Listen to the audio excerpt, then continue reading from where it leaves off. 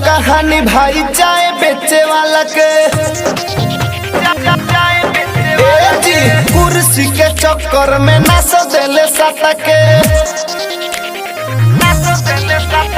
सुन लो कहानी भाई चाय बेचे वाला के कुर्सी के चक्कर में नाच देले साता के। तो यारमी के जिंदगी के साथ खेले वाला हमें चाय बेचे वाला। 40 साल के नौकरी के 4 साल करे वाला हमें चाय बेचे वाला। नया नया नियम से नाश करे वाला हमें चाय बेचे वाला। कलिंग स्टूडियो मुसेपुर छपरा।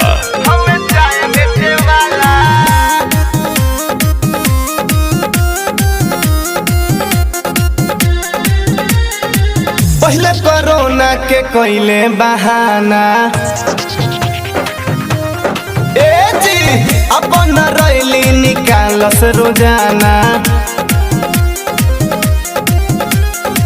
पहले कोरोना के कोइले बहाना अपन रैली निकालस रोजाना। तो आली जाली भाषण से मोह लेवे वाला हमें चाय बेचे वाला।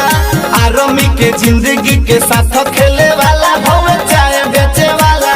नया नया नियम से नाच देवे वाला हमें चाय बेचे वाला।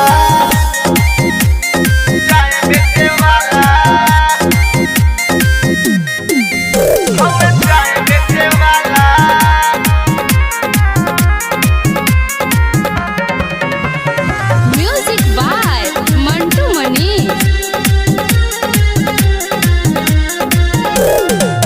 अभी बहुत बात इन करे कहानी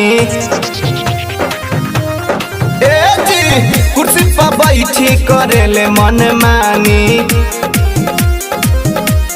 सुना ना अभी बहुत बात इन करे कहानी कुर्सी पर बैठी करेले मन मानी। तो जय राम जखमी के साथ ना सोहाला होई चाय बेचे वाला।